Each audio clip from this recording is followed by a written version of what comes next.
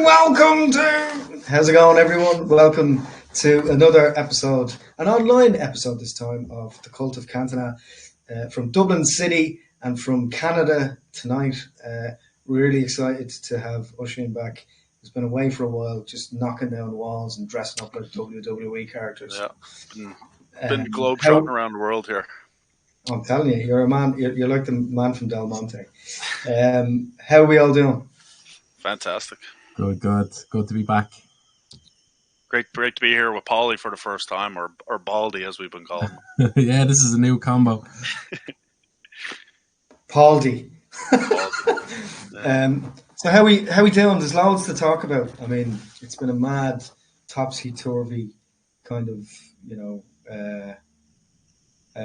very, very obvious expression of why we love football. It's been like really fucking highs and like really high highs and really kind of low plateaus over the last, but for the whole season, but particularly in the last couple of weeks, has just been a glorious shit show of United playing incredibly well and then just conceding 3 goals straight away, pretty much, in terms of how badly we played against Chelsea and how well we played against Chelsea and how badly we played against Liverpool and how we robbed them of a result, and then how badly we played against Liverpool and then robbed them of a result as well. So there's loads to kind of track back on and talk about. But firstly, I'll just say, out of 10, how much do you both want to laugh at Liverpool? 15, easily. So I'm the opposite side of this. From my opinion on the Liverpool thing, we have nothing to laugh about. We knocked a club out of the FA Cup. We're celebrating a draw like we won. I remember Liverpool, Man United won the league, right? And Man City won the league with the Aguero goal. And Liverpool fans were interviewed after it. Oh, it's great. It's brilliant, isn't it? Having just been thrashed 2-0 by Swansea. I thought, it's great. It's brilliant. Because Man United didn't win the league, but you've been thrashed by Swansea. And here's the United fans gleefully glorifying a draw. Sorry, Paul, I have to say that it's the only thing we have to celebrate. I never was one of those fans that would revel in other people's misfortune or other clubs' misfortune, but the sheer arrogance I deal with a couple of Liverpool fans over the last couple of years, and some of them are lovely blokes, it's not about that, but I've always found Liverpool fans to be the worst losers. So I think it's our time to kind of rub a little bit of salt in the wounds. And how lovely would it be to send Jurgen Klopp, and it's not about Liverpool, particularly this podcast, but how great would it be to send them away with their tail between their legs, not winning the league and just winning, as a Liverpool fan friend of mine said, just winning a nothing cup this year would be my pleasure. Never wanted. I feel the exact same way you do about the fans, and I always wanted to be the Man United fan in shitness or health that never lowered myself to the standard of pettiness that they are. And it's just great to knock them out of the FA Cup. A draw, that wasn't a great result for us either. We really could have used the win there. But the main thing that really hurt me over the last few weeks, taking Liverpool aside, was that losing your hair. Was the Brentford game. That was atrocious, especially off the back of that win against Liverpool. I think there's a little bit of momentum to carry in there, and just Ivan Toney had more touches in the box alone than the Man United squad did. I think my thing with that situation is all the pundits and stuff were saying this international break is coming at a great time for everyone, and they were even saying it was good for United after that result against Liverpool. For me, that was we weren't on a roll. Every single time we've got a big win this year, we're here we go, this is gonna kickstart us, and then we don't. But that type of result was arguably one of the best matches I've watched since I was born, basically. And it was what United is to me. You know what I mean? Counter-attacking football, moments FC. It was electric. But to go on the international break, it just stops the momentum again. We come back playing against a Brentford team that are gonna they play with 2 wing backs, 3 at the back. That's our kryptonite. In terms of playing good football and breaking teams down, we haven't done it once this year. So to have that stop and then play a team like that. I think that's just what killed us there. Yeah, it is one of those things, and you find yourself talking in circles about similar topics when you're doing this type of thing. But fundamentally, yes, there is a massive injury crisis, and our defence is about as useful as a porthole on a submarine. We know that. And we have had, as by Ten Hag's own admission, like 30 different pairings or 30 different combinations of back fours this season, which is crazy. And I get all that. I get it. I have nothing but sympathy and empathy for the man. He's dealing with a lot, and he's still very stoked about it all. But it's important to say, Liverpool have had terrible injuries too, and look where they are. I'd argue that point with everyone saying, like, everyone's got injuries. Like, yeah, everyone's got injuries. But, like, what's happening to us this year is I've never seen anything like it. And it's like we're not even playing as much football. You know what I mean? Like, we were out of the Champions League months ago. We're out of the League Cup. Like, I don't know how we keep picking there's up. a psychological edge that, like, that players don't want to play in that team, so their injuries feel worse. And I'll go back to Steven Gerrard's quote about Daniel Sturridge. The young fella was always fine. It was in his head. When they weren't playing well, he was sick and injured and couldn't get it together. Luis Suarez, as much as I dislike him, he played with a bullet in the leg. Like, and I wonder what's going on at United. Like, how often? And there's Bruno Fernandes, arguably the player who gets kicked around the pitch the most for Man United. Has he missed a game through injury since joining? No, he's the first name on the time sheet. He's always there, which segues nicely into a talking point I wanted to bring up. But just how much is a captain supposed to do? We're talking about a fella that during the FA Cup game had a dead leg and he was playing in the back four. Like, the guy was injured doing a Rooney. Remember Rooney stayed on years ago. He wouldn't get off. Like, that's what a captain is supposed to do. He's scoring headers. He never scores headers. He's scoring every second or third game. Like, that's what a Brian Robson or a Roy Keane used to do. But you have to ask yourself, if Roy Keane, relatively recently, and I was watching an interview with Brian Robson recently as well, both of them came out and said that Bruno Fernandes isn't captain material at Man United. Would you agree or disagree? Should he have it next season? Is he doing enough, or is it not his fault and he just can't get an electric current out of a dead body, no matter what you do?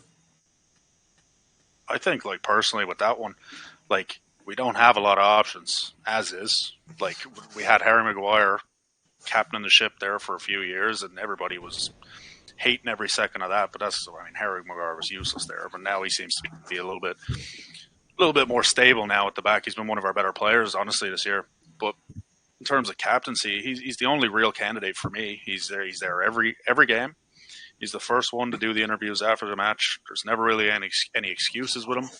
Now, a lot of that's like PR training and all that, but at least he's going to be the guy to do that. And I remember I was listening to the overlap there when they did the Solskjaer interview, and he basically said that, like, nobody didn't want to be the captain, but there were certain games that people didn't want to be the captain. What does that tell you? If you're going up against a Man City at the Etihad, you don't want to be the captain because you're going to get thrashed. Like, that's not what it should be about. You should want to be the captain every single day that you're a part of Manchester United. It should be an honour, right? Yeah, 100%. Bruno has won me over. I wasn't so keen on him being captain at the start because I didn't think he displayed captain-like material. He asked to come off while 5-0 down against Liverpool, and he'd done things which made me think, no, he's not the guy. But he has won me over, and I do think he is the most fitting player to wear that armband, and I would like to see him carry it into next year because I certainly don't want to see a new signing be given the armband. I always think that's a poor choice to do. Like, I remember Wolverhampton Wanderers, the obscure references, Paul, signed Roger Johnson. I remember 1927 when we just changed our name from Newton Heath to Manchester United. Had a game against Birmingham, and Mick McCarthy had a fight with a player called Roger Johnson. Decided then to sign him, made him the captain of Wolves, and they were relegated not once but twice. thereafter. Mr. Chandley Warner. Good old Mick. Flip it. So just in a word, right, just to pressure you on this, which is not going to age well in about 6 months looking back. Bruno Fernandes, captain of Manchester United into the future, yes or no? I'm going to say yes. I'd say yes as well. I do like him. You have to say that out of all of the outfield players, apart from like at the age that he is, he's technically the most proficient outfield player that we have.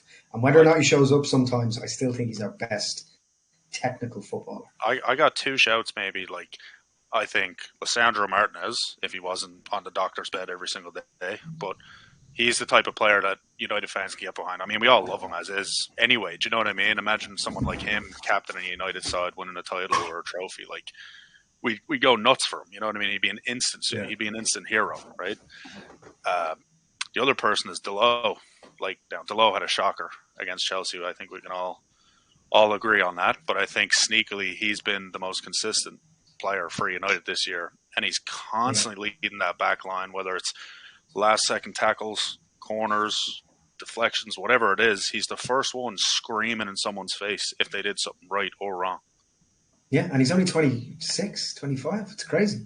And the thing about that is 10 years. He's 100%, and he's one of those guys that Ronaldo talked about, saying like, oh, Dalot, he's a professional. He does all the work. He shows up on time. And Dalot idolizes Ronaldo. Now, with all the Ronaldo stuff that happened in the past, you're going to pick up some pretty good things if you stick by a guy like that. I don't want to bring up the Ronaldo situation, but isn't everything that he said last season kind of true?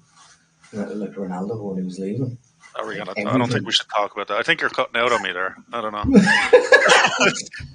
I that's what I'm concerned about. But that leads us nicely to, like, because we're coming towards the end of the season now, who's been your player of the season and why? Player of the season for me, I think Dalot. I think Mainu, Garnacho. Yeah. I think Mainu, I don't think player of the season. I think he gets like young player of the season, obviously, because it's his breakout year. But I think Garnacho, that's another thing with the fitness thing. Garnacho is available every week, getting clattered by people, putting in 90 minutes of just sprinting down the wing, getting back. And where he gets his energy. And listen, he should have number 7 shirt. I don't know when they need to have that conversation. They should have had it 6 months ago. Because it's a bit ridiculous now that Mount still has that jersey. That's one thing with United that has been really bothering me. It's something so small, but to me, looking back at the number 7, it means more. You know? Yeah, totally. It's a Maradona situation. It's like, I get it, right? But it can only really be judged when Mount and Garnacho have a consistent run in the team opposite each other, and then you can maybe analyze that. Like if Mount has a full season, then you could go, I think they won't give it to him, but I'd love to see. He just deserves it. Like it was a stupid move given the number 7 short to a player. It was a PR move. Like it was a let's make some money off the number 7 shirt here. It wasn't who deserves this number 7 shirt, you know? Like because Mount is like he was at the time. He was in and out of the England squad, massive player for Chelsea, Champions League winner. And then he comes to United with I would say he probably had a pretty big following, you know, coming with him. So for a business standpoint, it probably made the most sense. And Garnacho wasn't the Garnacho of last year to this year he's twice the player he was. Yeah, he's becoming more and more bulletproof, isn't he? It reminds me of Ronaldo in the first season. Like when we played for United, when he started United in 2004, we were constantly criticising Ronaldo for the first season. So I'd even go as like this. Obviously, it's his second season, Garnacho, but I think there's even more of a progressive improvement in Garnacho in a shorter period of time than even Ronaldo back then. I got a question for you there. With like the squad that Ronaldo came into, like, do you think Garnacho would be as good as Ronaldo if that's the kind of squad he went into? Because you got to look at the squad around him as well. I think Garnacho does more for this team than Ronaldo did for our team in the first 2 years. 100%. The year after that, Ronaldo went up 150%. He just was like, I'm the main man. And Ronaldo physically got a lot bigger in the summer of his second year. Between his second and his third year, he became a beast. He was a lot slighter in his first couple of years. You could tell that. So I would say that Garnacho was even better than Ronaldo was at that age, which is kind of frightening to where he's going to end up in 3 or 4 years. I don't think he's ever going to go to Real Madrid because he played for Atletico, so that's never going to happen. So I don't think we've anything to worry about. Paul, you seem to have frozen on us, and this will be a point where I'll when I'm editing, I'll cut it out. But I'll just ask Paul what the story is quickly. Hang on.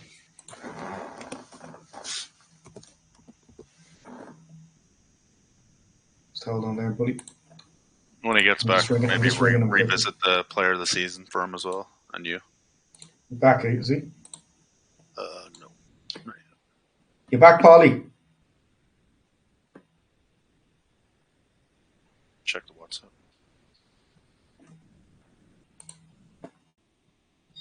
There he is. No, I'm not coming out. I'm not allowed out. Okay, hold on. You back? There you are. Where the fuck am I? I could hear everything, but I don't think you could hear me. Obviously not. So one of the topics there. Can you hear me now? I think he's going to edit it out, and now Paul's gone. The other Paul's gone. Leave it all in. It'll be grand in the edit. Yeah.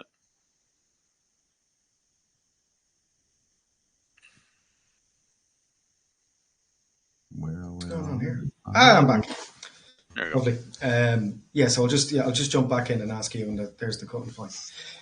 So Garnacho is, I would say, in the short period that he's been with us over the last 2 years, as I said, I think his progression is even more frightening than Ronaldo's, better than Ronaldo's.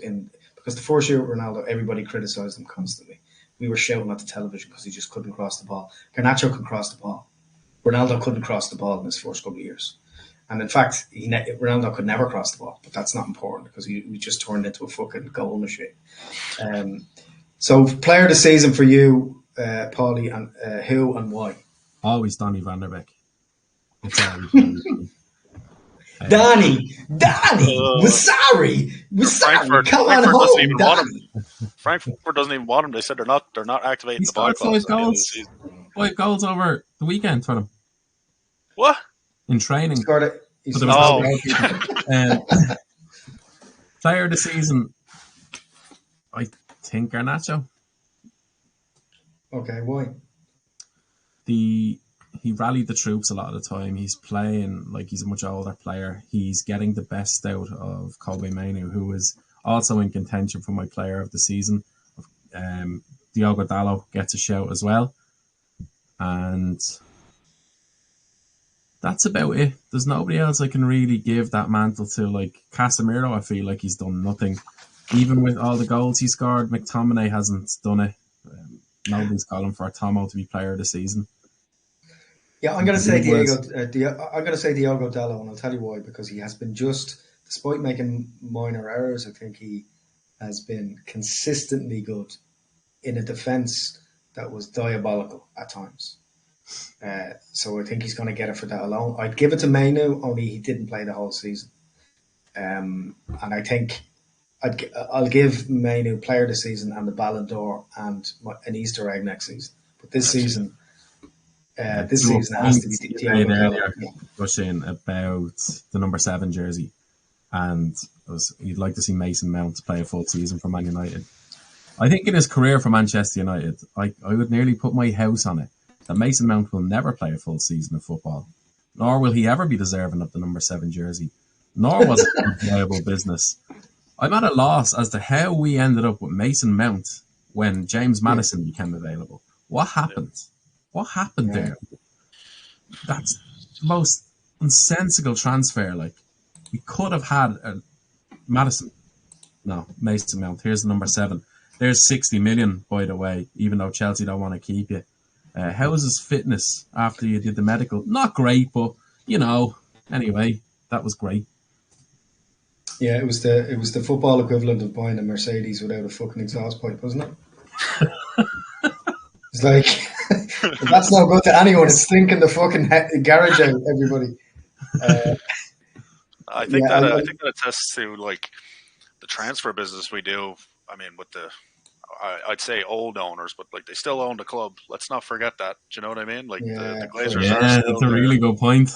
Like I think everybody just brushes over that fact that like they're still in charge here. Like they could fucking say to Ineos, "Fuck off." Yeah. Like we'll get someone else in here now, and then the day will be saved again. But hopefully, with these guys coming in, they're going to change like the structure of how we do business, the contracts, the incentives, the academy, everything.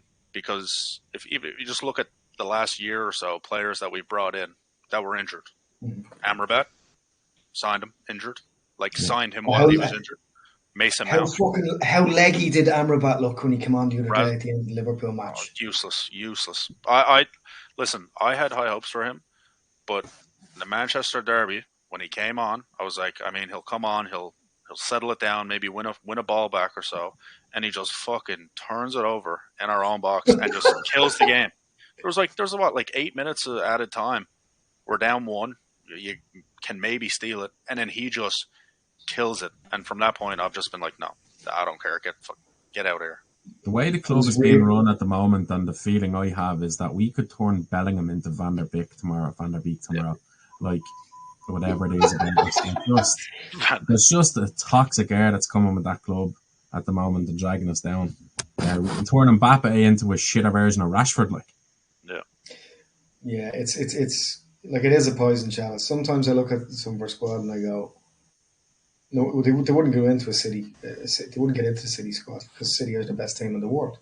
But you have to ask yourself if they were at clubs that were better, where there was less intensity in terms of the stature of being at the club, you'd wonder how well they do. But the club is what it is, and we are what we are. So you have to take that into account. Here's what. I'm getting to that. Let's talk about this. Just looking back, because the season's nearly over now, because the biggest issue that we had, and what a lot of Man United fans were saying last season was, okay, let's give him a year, let him get his own signings in, and let's see what Ten Hag does with his signings. So let's look at his signings and rate them out of 10 and, as we go along and go, number 1, give them a rating out of 10 and how they did this season. And then we look at the players that left and discuss whether or not it was a good idea that they left.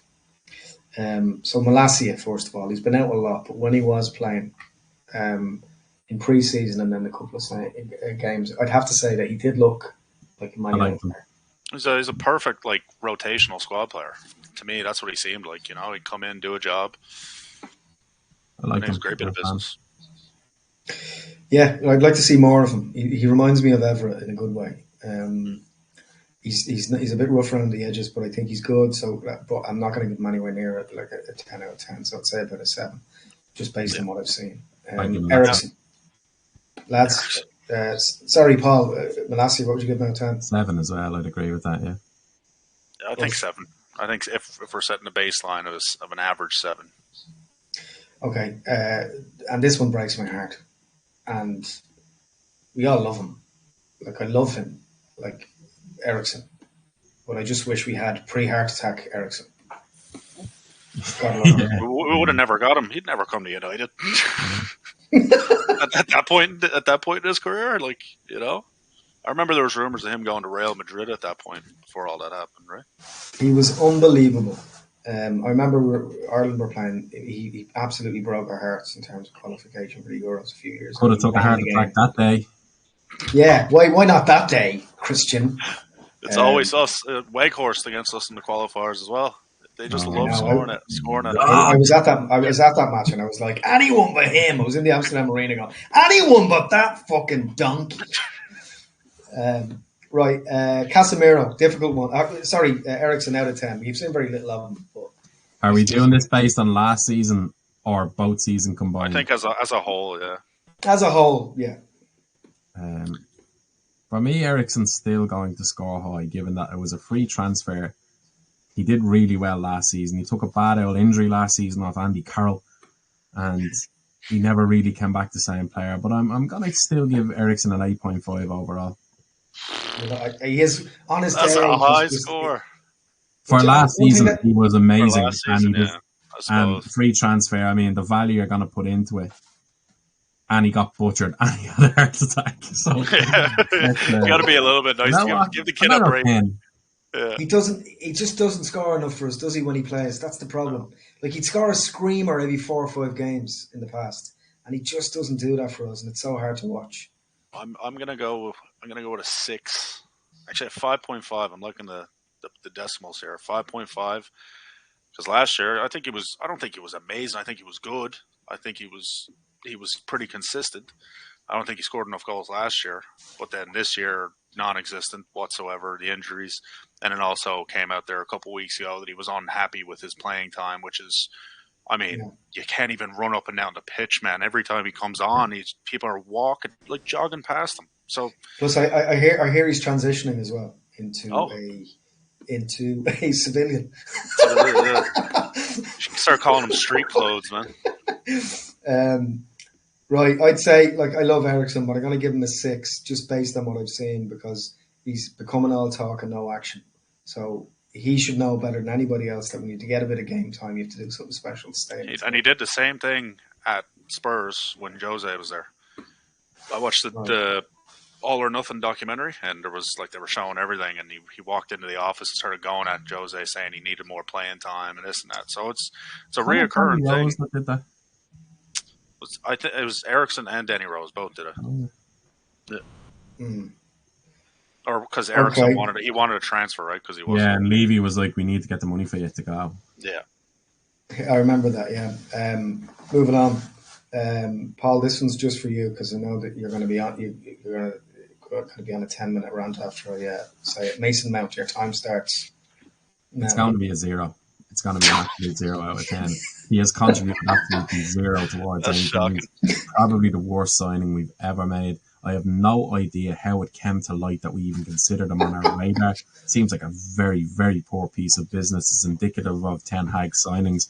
Probably one of the reasons why he could have been fired to begin with. He actively pushed and pursued that where there was far better options. Even Yuri Telemans would have been a much better option. Horrendous signing. Maybe next year he'll get the Ballon d'Or, but I'm very unhappy with every contribution that Mason Mount has not made. Yeah, especially with Maddison. Like, that's you made a good point a few times about him just going, like, James Maddison was available, and he's fucking class. I think even what you just said there about Tielemans is like an unreal box-to-box midfielder. Like, he would have done the exact same thing that Mount did, or is I can't say Mount did because he hasn't played. Yeah. Tielemans has that Eriksen to him, though. Sometimes he's lightning, other times you might see him off at the corner flag texting his missus in the middle of a game. Like, he's a great player, but I've seen him play very poorly. Yeah. Quickly, because we've a few to get through. Ush, where are you with that? What number would you give him? I'm going to give him a 1 because he scored against Brentford, and then. Actually, I'm going to give him a 0 as well. Actually, I don't understand. You can't even explain the transfer. So that's why you get a 0 from me. Okay, I'm going to give him a -7 because that's what should happen to his short number to take it away. I want to change my score. Do the Rashford. That was big brain. Moving on, Martinez. Such a hard one, isn't it? I think 10. I'm not gonna hear anything else on that one. He's the only player in that squad that I'll say, he's injured, leave him alone. You know what I mean? You just want to look after the kid because he goes out and gives it 110% every time. So I'll back him to the depths here. Yeah, you just want to drop him over a bottle of Lucasade and and see if he's all right. I've soured on Martinez. I'm sick of seeing his whinging as he gets pulled off the pitch for being a crybaby. Sick of him. Absolute Phil Jones 2.0. I remember Phil Jones at Blackburn being a spectacular prospect. I remember us signing him and thinking, that is the Rolls Royce of defenders. Alex Ferguson quoting how we are building the team around Phil Jones. This guy is the next Rio Ferdinand. And he was incredible. And he was an athlete. And he was brilliant. And he was injury prone as could be. And whinged and moaned and cried. hurt himself in training, hurt himself off a blade of grass, couldn't play for 6 months because of heartburn. I don't want to see it again. I don't want to fall in love with another player like that who just whinges on the pitch all the time. The butcher, give me a break. What are you crying on the pitch for on a camera? I would tell you, because he's Latino, man. I'd still give him an 8 out of 10. They cry about everything. If they lose their fucking cigarettes, they fucking cry about them. Look, my position on him is really simple. I think he embodies everything that the club is supposed to be about when he's playing. But as we said in the last podcast, me and Man discussed whether or not, like when you look at just to bring up that point again, when you look at United during the 80s, Robson was exactly that. He was brilliant, and then he was out injured for 3 months. And he was brilliant, and then he was out injured because he was just not using his head. And he was not in a Vidic way, but he was involved himself in dangerous play and getting injured. That's what's happening with Martinez because he's over enthusiastic. When he plays, he's incredible. So I'm going to give him 2 scores. I'm going to give him a score when he plays, which is 10 out of 10, and a 0 out of 10 when he's injured. Because I would rather him play and win a fucking trophy like when he was playing a lot last season than. But I fear that when he's out, he destabilizes us so much that the team is a lot worse when he's not playing. To the point where people are missing him, going, "Oh fuck, what are we going to do?" Yeah. No. So 0. So yeah. So when he's playing, 10 when he's playing. But if this continues, genuinely for the sake of the club, he would have to go if this continues. Who's gonna buy someone like that? Do you know what I mean? And that then becomes the even bigger issue of, yes, we want these players gone, but geez, we couldn't give away Martial for a bag of crisps right now. Do you know what I mean? Like we're stuck with him. So I just Martinez. I think what we need to look at with this season, I've said it to you guys before, I've said it to everyone, like it's such a messed up, cursed season that like it feels like it's not real. Do you know what I mean? Like I get confused trying to think about what happened, how we lost that game, how we won that game, like this and that, like, and it felt like it right. It felt like it right from the jump, like from Onana starting the way he did. You were just like, holy fuck, here we go. Like from the very start of the season when Harry Maguire and Onana fell out at the Aviva, I was like, something weird going on here. Yeah. Like he's great when he plays. Moving on, Anthony. That one hurts because Ajax Anthony, and when we were linked to Ajax Anthony, I was like, oh my god, this guy is unreal. And not because he's just a YouTube footballer. He looked class in those games I was watching in the Champions League. It was like, yeah, he'd be a great asset. And then he starts against Arsenal, debut goal, looks the part. And then, I don't know, 4. Oh, the line. That was a great celebration, yeah. I think with Anthony's type of player that, like, I mean, he works hard. Like, you can't say he doesn't work hard, and it's the same thing. Like, he's never injured. He's always there for selection. He had the off-field stuff at the beginning of the season. I don't know if that's kind of hindered his progress. Yeah, but for the amount get your fucking head together. We all have shit going on in our lives. Get your head together. Do you know what I mean? That wouldn't happen to Ronaldo. Like, Ronaldo was getting accused of rape and still scoring 40 goals a season. Get your head together. I think he's a bit soft.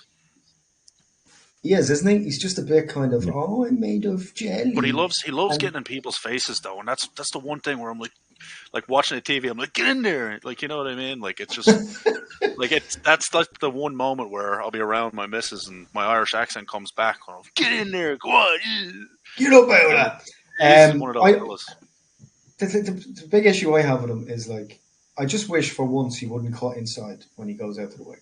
Just once. That'd be nice. Like that'd be nice. Just once, just to see what it's like. Give it a go. We gotta give him some flowers on that Travella cross to Garnacho the other night. That was arguably the assist of the season. The outside of the boot. Oh, it was. I was watching it, like, I went close. I was like, was that Anthony? Who the fuck is this guy? Who the fuck is that fella? I like him enough to have not sold him in FIFA or EAFC 24. Yeah. So far. I just look. I like my brother-in-law is an Ajax fan, and I was like, "Why is he not playing like that?" And he said, "Because he's not playing for Ajax anymore."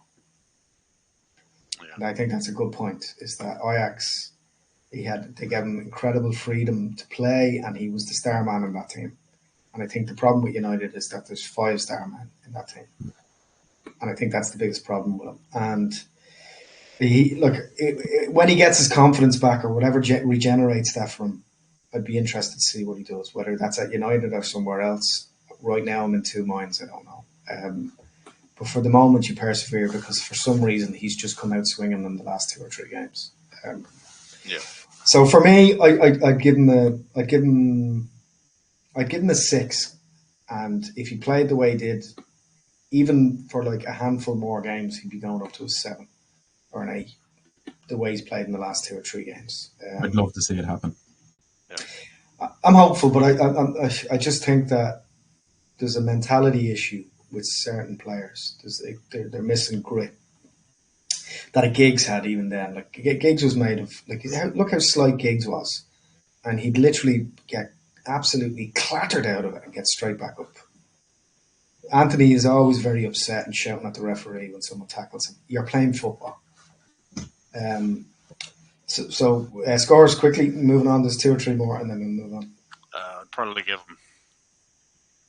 I can't give him any more than a 5. Yeah, I'm going to say a 5 for Anthony as well. Off the off the field stuff that we just didn't need at the time, whatever else going on at the club, the performances. Yeah, he gets a 5 because I like the prospect of him. You know what I mean? Like he could be like a nanny type player.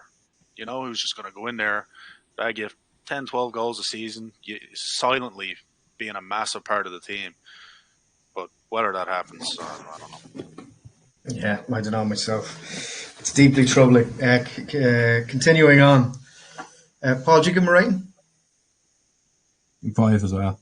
5 as well. Hoyland. Yeah. I think I'm on the Hoyland train. Maybe with rose tinted glasses. I was terrified you were going to go the other way there. I think I probably rate him a lot higher than is actually true, but I think he's great. Like I'm going to give him a 9. Yeah, for me, he's absolutely he's well worth that. He reminds me of everything. He reminds me of not that I've seen him live at that age, but he has the same kind of fight and grit of like a Mark Hughes. Even when he's playing badly, he still seems to care enough that I like watching him. You know, and he's like an old school centre forward, and he runs like that.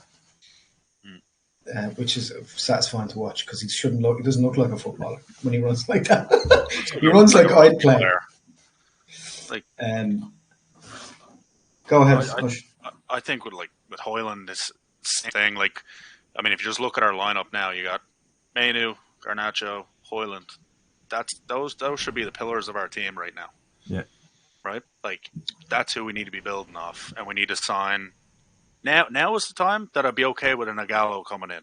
Or, like, you know what I mean? Like an older striker, show him the ropes, give him a little bit of tips here or there. What he does not need is another young striker coming in. And I don't think he needs the competition because he competes on the pitch every single match, regardless if he has the ball or not. He'll be the only one running for 90 minutes, but he'll touch the ball 5 times. Like, it's insane, honestly. And I love that. I think after a period of time, we may end up signing a depleted Harry Kane And we're back after an unnecessary commercial break. So just before, and Paul has just nipped off there, just to round off the conversation about good signings, or evaluating the signings, Erik Ten Hag signings. There's a couple just to get through. Ballinger, we haven't seen much of him. He played 1 or 2 games. Where are you with him, Mush? I think I don't even know if he has played a match, has he? Because I thought he was going He played one cup game, I think. I thought he was going to get his big break when Onana went to AFCON, and then he put in probably the worst performance in AFCON history and came back early to play a game the day after the AFCON. So he never got his opportunity then. But I mean, he's the type of player you can't really rate. You know what I mean? Like, he's a backup goalkeeper. Like, I'd probably give it a 3 just because I haven't seen him. You know, and it's no fault of his own. Yeah. He's in which he seemed. I did see a bit of him. He seemed all right, like perfectly acceptable backup keeper type stuff, but not again enough. So it's kind of not available. Just to round off, which we'll both enjoy, is Johnny Pirlo. I think Johnny Pirlo. I mean, I remember like at the start of the season, like you're just looking at it and you're like, yeah, it's nostalgic. It's a nice feeling signing. You know, like if you absolutely need him in the cup because we're still in the Champions League and the FA Cup, you need him in the League Cup. He'll get in there for a few minutes, and then very quickly became our starting centre back. Like I think honestly, and whenever and I can't remember who said it, I think it was Iman. He called him Johnny Pirlo or something. And on my EAFC 24, my team name is Johnny Pirlo. So like he's been quite instrumental in my life this year, and I'd give him a good 7, easy. Yeah, he's a good show for like top, just by virtue of his experience and just being a cool head in an absolute coup of a starting 11 a lot. He was just a cook. It's almost like I was looking to make more errors than he actually did. He never really did. No.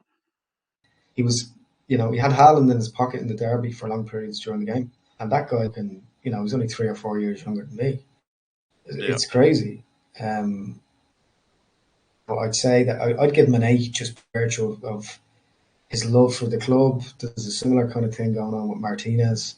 There's a huge part of me that thinks, Jesus Christ, why did we let him go in the first place? Because if he still played this level, could have had him for, what was it? A long time. 7 or 8 years playing like that. Yeah. Time when our defence was just fucking, like an ice rink. And I think that might have had something to do with what Paulie was saying, where we had Chris Smalling, Phil Jones, young, very highly touted prospects. And then he was like, "Oh, I'm not going to get any minutes here. I'm just a backup center back." And then he went away. And I mean, he made his bread and butter at Leicester. Like he was. I'd say they love him over there. But then we got stuck with Chris Smalling and Phil Jones, and it would have been nice to have him. Yeah, he's he just cares a lot about the club, and we don't have enough of those players in the team. So for that reason alone, he deserves a high number. Yeah. So we don't have time to go to all the players that moved on, but guys, if you enjoy what we're doing, what we're talking about, take a little scan of the wrong finger, hang on, of the barcode down there, of the QR code, and become a member on Buy Me a Coffee. It helps us buy little bits and bobs for giveaways. You can become a member for €5 a month, or €10 a month, or €500 for the year. And for the €500, we're giving away signed original 1990s Man United signed by a Man United ex-player jersey for everyone that becomes a member, €500 for a year. That's really incredible, because to buy something like that would be pretty pricey, especially from that vintage. So become a member, support us, share, subscribe to YouTube and on Spotify, and thank you very much for your support, and hoping that we will be able to turn over Coventry and maybe win some sort of trophy this year. Yeah. Okay. Take care. Thank you, Nush, for joining in. No worries. Happy to be back again. Hopefully we'll talk to you all soon. Okay. Have a great week, and we'll talk to you soon.